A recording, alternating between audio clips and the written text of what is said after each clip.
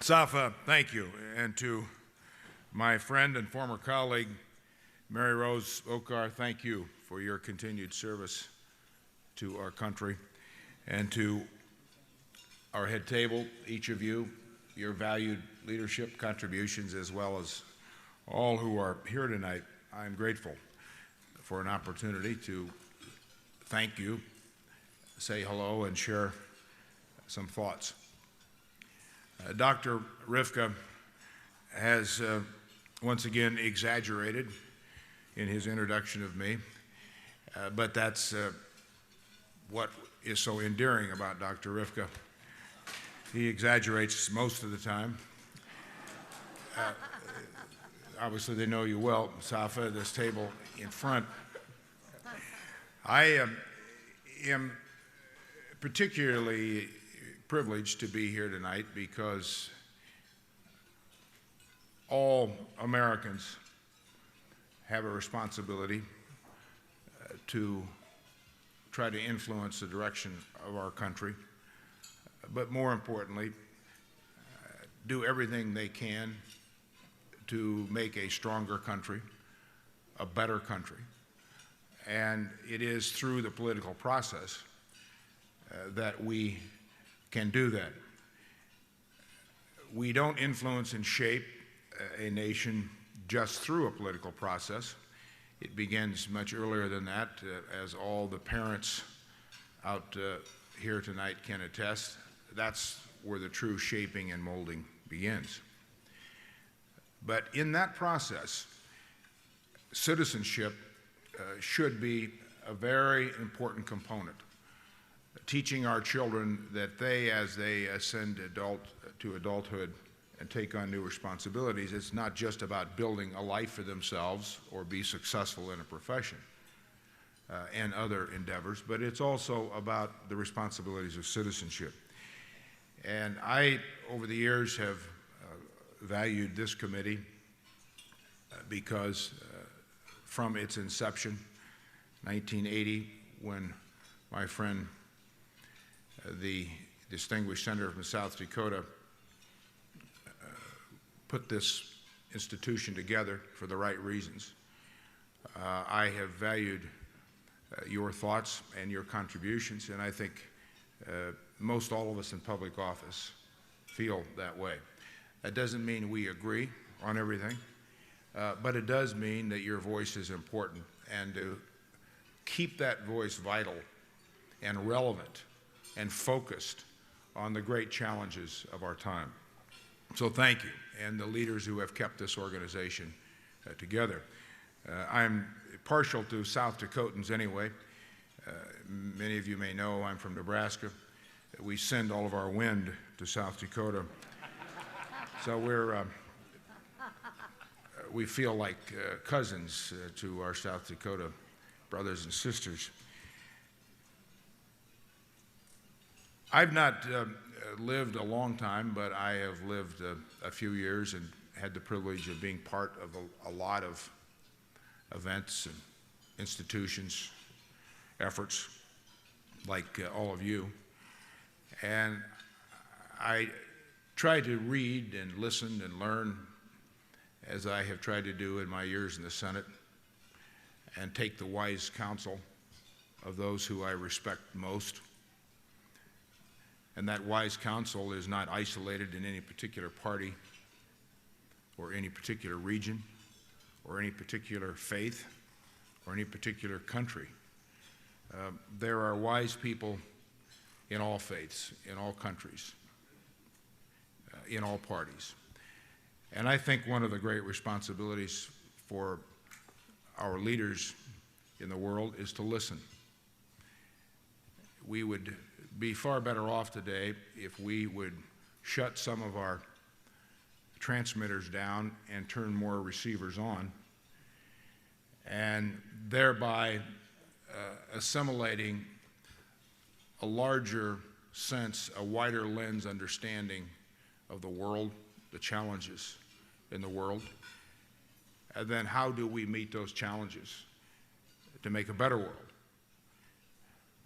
I am quickly out of my depth in talking about great historic trends and dynamics and religions and civilizations. But I have always been one who has questioned why it is expected or assumed or preordained that people cannot live together. I refuse to accept that. I think man is better than that. And as I have traveled the world, and I've been to over 100 countries, I traveled a lot before I was in the Senate as a businessman and other things I did in my life. I have been struck more and more with each region of the world, each heritage, each religion, each cultural dynamic that defines us, defines who we are, defines where we come from, with this observation. There's not one religion, not one region of the world that I have found that represents the most valued and real human dimensions more than any other. For example, I don't find any one religion where people love their children more than the other religions, or whether they want peace more than the other religions, or the same as regions or countries or areas. I've never found that difference, whether you're Jewish, Muslim, Buddhist, Christian. I have found that there are common denominators and common interests in all men and women around the world. And if we would do more in focusing on those common interests, defining relationships, not on our differences, but defining our relationships on our common interests. There are differences. There will be differences. There'll be debates, just as we have in our Congress, in political discussions. And debates sharpen the end product. And it need be that kind of a process in a open, transparent world. But we tend to veer away from the core issues, and that's the human condition. And throughout history, the human condition has dictated the outcome of every event.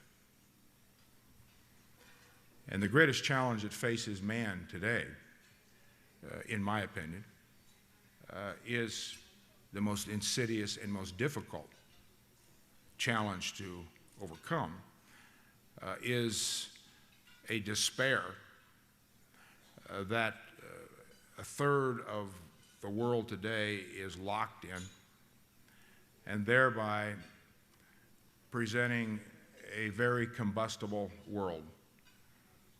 And it will be that way for some time to come. And when we look at the demographics of the world today, those demographics of 6.5 billion people now living in a global community underpinned by a global economy. We are not going to unwind that. That's as it is. There are many advantages to that, I believe, if we are wise enough to take advantage of those opportunities that this kind of a world presents. Many dangers, many threats, new challenges, but so too has every generation in the history of man faced challenges.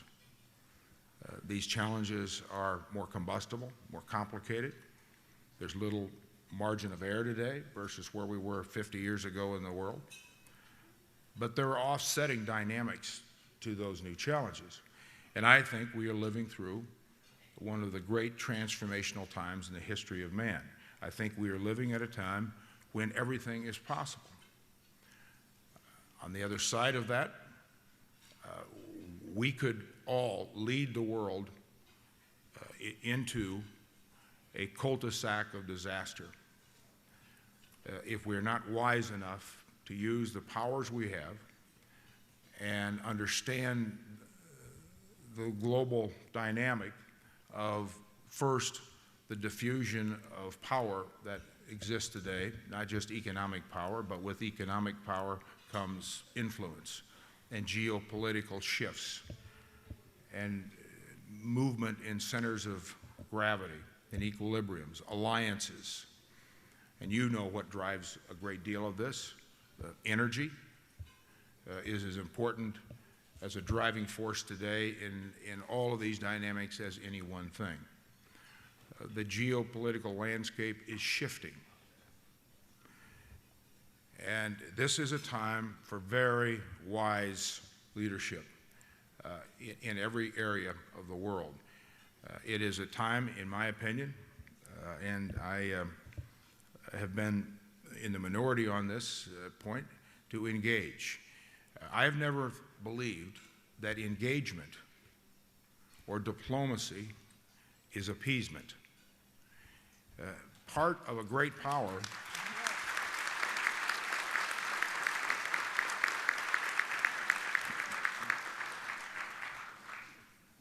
part of a great power's responsibility is to use all the instruments of power and use them wisely.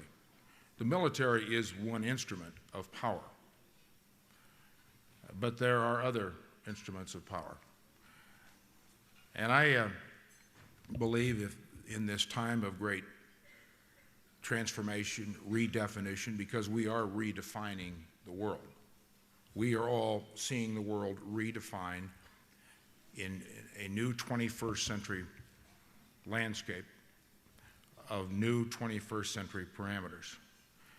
And when we look at these challenges today, as I noted, the first being, in my opinion, maybe the most difficult, despair, poverty, hunger, and you add to that environmental challenges, energy challenges, pandemic health issues, extremism, terrorism. These are global challenges. There is not one challenge America faces today that is not global in nature. Even our so-called domestic challenges, entitlements, our budget deficits, the debt that we've run up in the last 8 years. These are directly related to our position in the world. They are directly related to America's competitive role in the world. They are directly related to security and stability in the world. If for no other reason, where do we think our revenues come from to finance Social Security and Medicare and Medicaid and health care and infrastructure and all the things that we are falling behind in this country? We have become absorbed in a very thin and limited area of interest. And we have let drift so many components of our national security. Immigration reform, as we push people away from America, whether it's exchange programs for students, whether it's work visas, we are sending an optic to the world that's very dangerous. And when you further look at any measurement of where we are in the world today, and I noted, as many of you saw these numbers, for example, back in April, Jim Zogby's polling company teamed with the University of Maryland, and they interviewed over 4,000 citizens from Arab nations. And those 4,000 that they represented, that they used to represent the Arab nations, together reflected an 80% disapproval of America. That's an astounding number. That need not be. That is a very dangerous number. The Gallup poll had similar numbers. And it isn't just the Arab world or the Muslim world. It's all over the world. Our greatest challenge as the new president takes office next year with his new team will be to bring a consensus of purpose, a consensus of governance together. He will have to do it in a very short time. That's not focused just on the United States, but the world. And that larger dynamic, that wider lens view of the world, that reversal of optics, is going to project through necessity, one large strategic focus, and that is to reintroduce America to the world. We must reintroduce America to the world.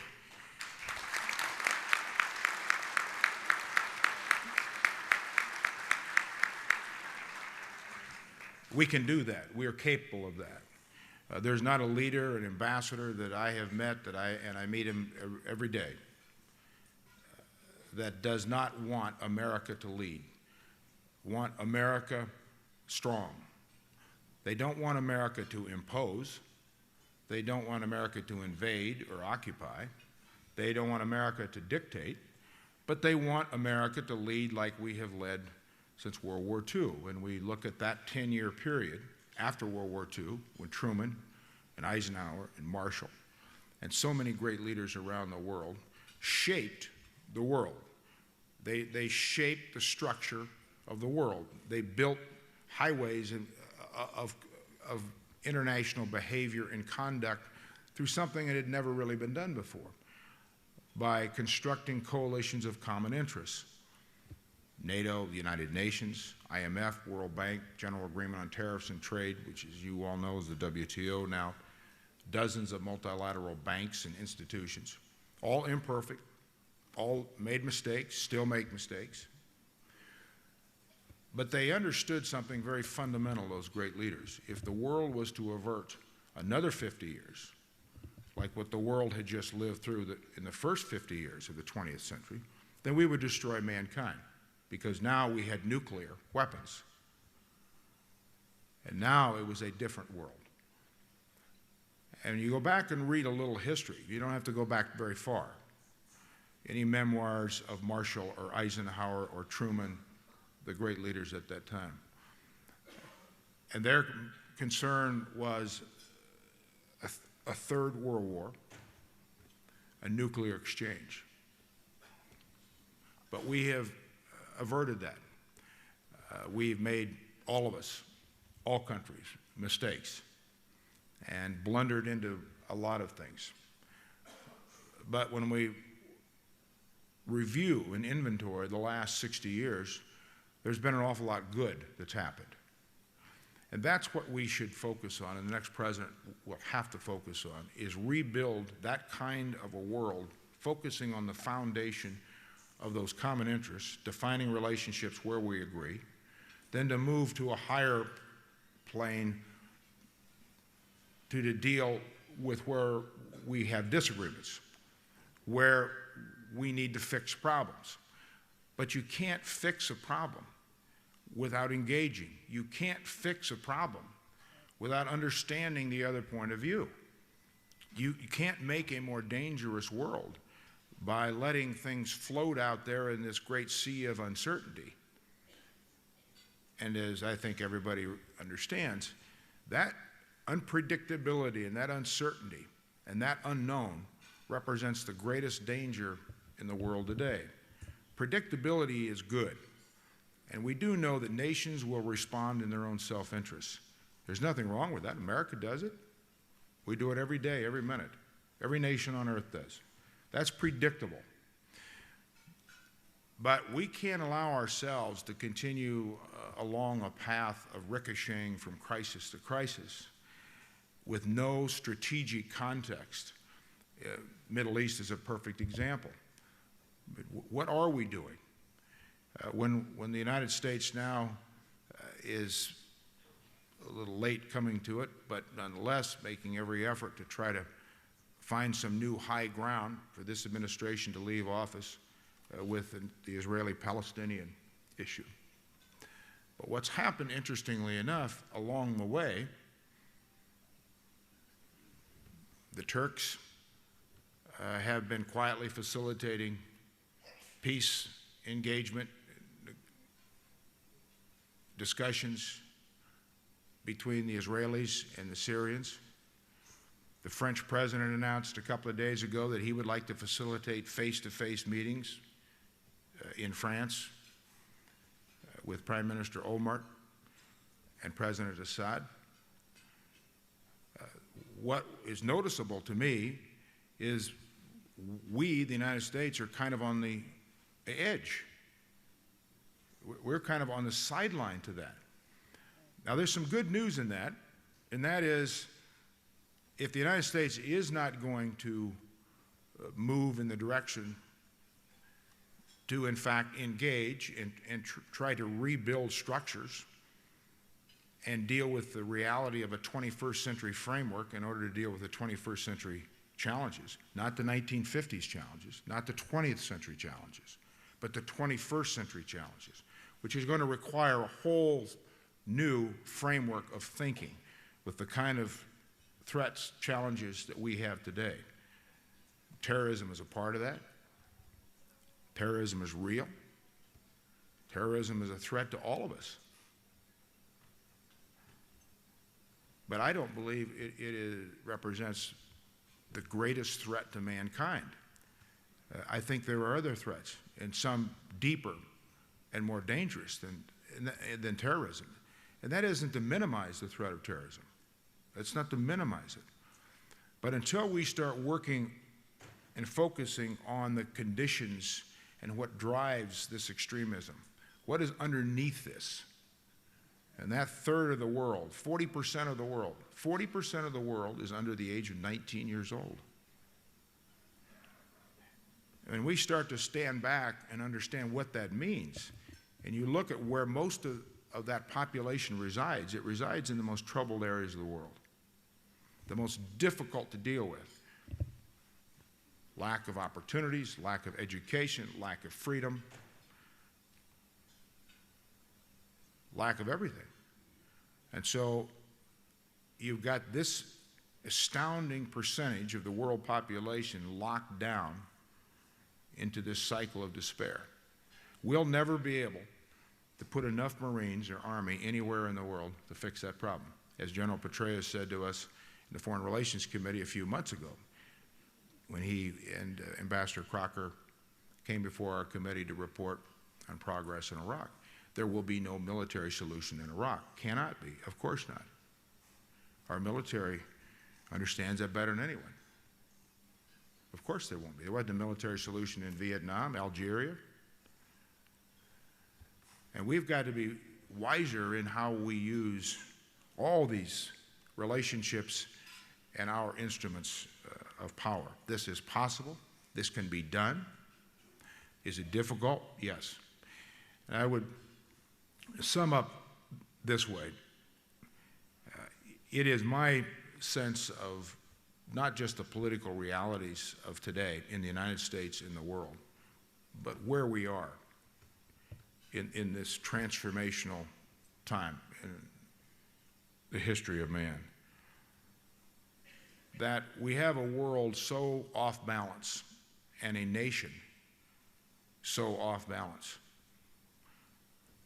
Obviously, as Churchill's great term, the jolting gong of September 11, 2001, did that to this country as much as any one thing, and everything flowed from that. But I think we go back to an event even earlier than that.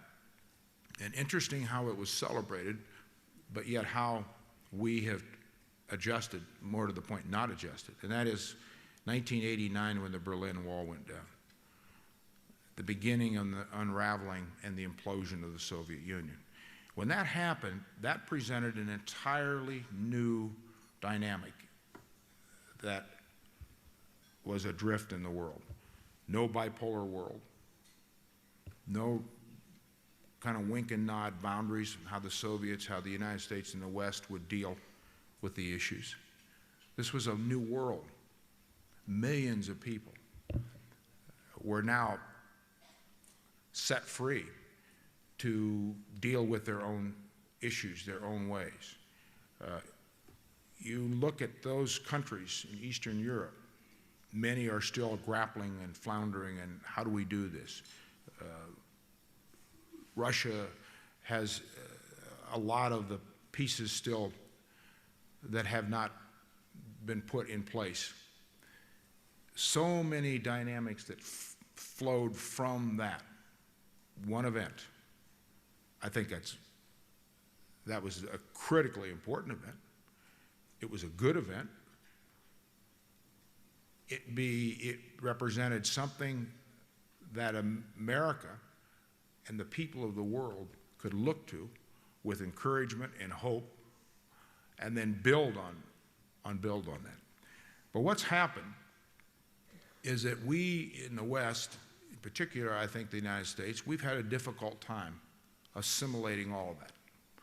How does that now fit into, for example, NATO? You recall we had a great debate. We deferred the debate because we used the time to bring more nations into NATO, about was there a need for NATO? Did we require NATO? Why did we need NATO? The Soviet Union was gone. There were no longer any threats of Soviet tanks rolling down through the Fulda Gap in Germany. And because we deferred a lot of those big decisions on our relationships and how did those relations fit into our strategic thinking, America's strategic thinking, in the Middle East, in Africa, even Latin America, we've still not come to grips with all of this in a strategic way. And we can no longer deal with these big issues in isolation of the other issues around it. We can't continue to compartmentalize dealing with Iraq as Iraq. And we're not going to talk to Iran based on conditions until we put the conditions down, and all the other issues on Iran are off the table except the one thing, and we'll dictate that. Syria. And it's been public now, but I was aware of it, asked senior American government officials about it. Why did we object to Prime Minister Omar going forward with beginning some engagement with President Assad's government? It's a significant question.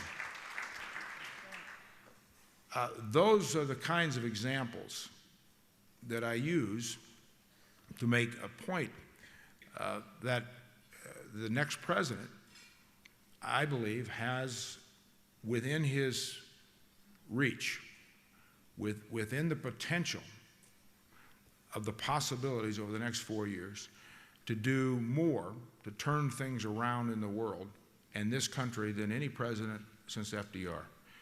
And I say that because when you look at the combustibility of 83% of the American public, according to the latest Gallup poll, claiming that America is going in the wrong direction and the world is off balance and afraid, something's going to happen here. There is a confluence of interests that come in the lives of all living things, and we are at such a confluence. And if this next president can construct a bipartisan government of a consensus to govern, not a consensus for political, tactical victories, but to actually govern a country and lead the world. And Americans will follow that. Americans will follow an honest, competent, accountable president. I think the world will follow an America if we're transparent, we have a common purpose, and we reach out to the rest of the world and bring them into a consensus to govern and deal with these issues. I'm hopeful about that.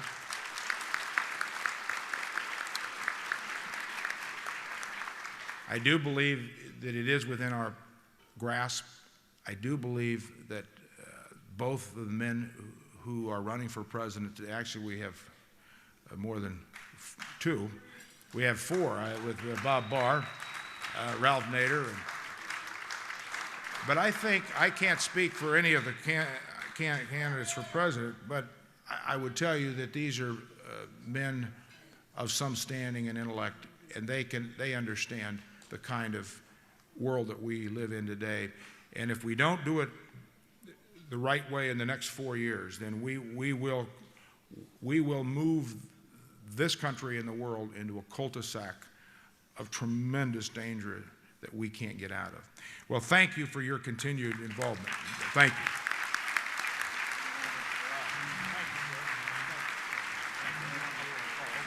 Thank you.